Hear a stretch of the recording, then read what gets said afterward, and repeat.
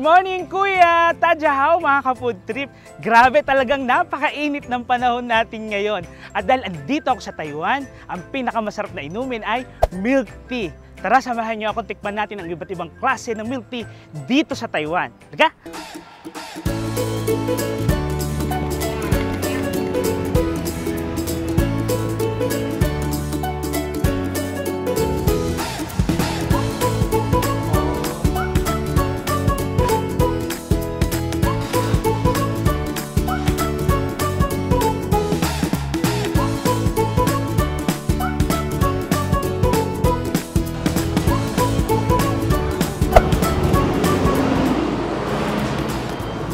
Una natin tikman itong pinipilahang floral bubble milk tea.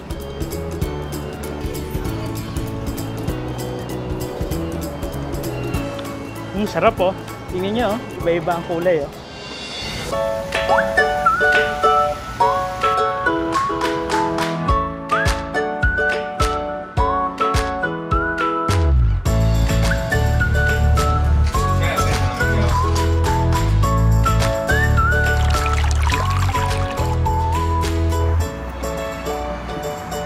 Mga ka-food trip, tikman naman natin itong brown sugar bubble milk tea. Ito.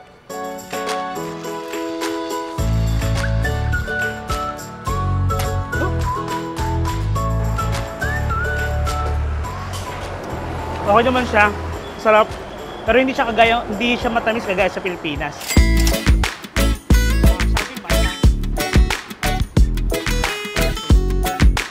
Dito sa Taiwan, meron tayong iba't ibang klaseng pwedeng pagpilian ng tea. Meron green tea, black tea, tsaka jasmine tea. At iba't ibang klase pa ng tea. Ang isang baso ng milk tea ay nagkakahalaga ng 40 to 65 Taiwan dollar. O sa peso sa atin ay nagkakahalaga naman ng 70 to 110 peso. Bukod sa pwedeng pumili kung anong klaseng tea ang gusto mo, ikaw rin ang pipili ng sugar at ice level. Pwede ka rin magdagdag kung gusto mo ng extra toppings gaya ng jelly, tapioca at iba pa. Ito naman yung Binchilin Chenchunaicha o yung milk tea, bubble milk tea with ice cream. Ito yung patok na patok ngayong summer dahil ito yung merong ice cream. Sige, tikman natin.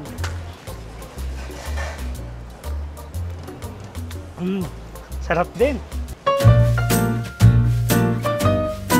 Grabe, nakakaapat na baso na ako ng bubble milk tea. Pero syempre, hindi pa tapos ang food trip natin. Ngayon naman, pasyalan natin ang pinagmulan ng milk tea sa Taiwan. Andito ako ngayon sa Chunshuitang kung saan naimbento ang kauna-unahang bubble milk tea. At alam nyo ba mga ka-food trip, noong 1980s nagsimulang sumikat itong bubble milk tea o Chenchunaicha. Early 1980s na magsimulang ipakilala ng Chunshuitang ang cold tea na natutunan nila sa mga Hapon. Taong 1987 naman nang maimbento ang bubble milk tea nang di sinasabyang malagyan ng tapioca balls ang malamig na tsaa. Simula noon, nagsimula nang maging popular na inumin ito sa Taiwan. At ngayon titikman na natin ang original na bubble milk tea. Ilagay sa baso.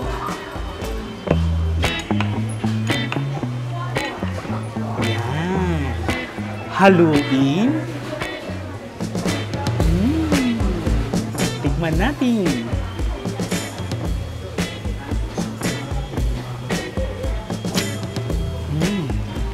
Grabe, sarap. Iba talaga pag original. Napakasarap.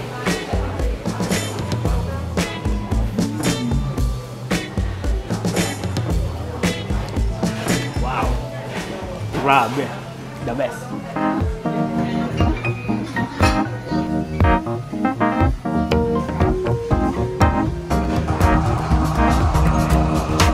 Dahil andito na rin tayo sa Chunshuitang, tikman na rin natin yung kanilang iba't ibang klaseng menu. Dito meron silang fried chicken, meron silang dumpling, then dried noodles, tsaka siomai. Tapos meron din silang fried tofu. Ito, napakasarap. Sige, kain na tayo. Tikman natin. Kakain na!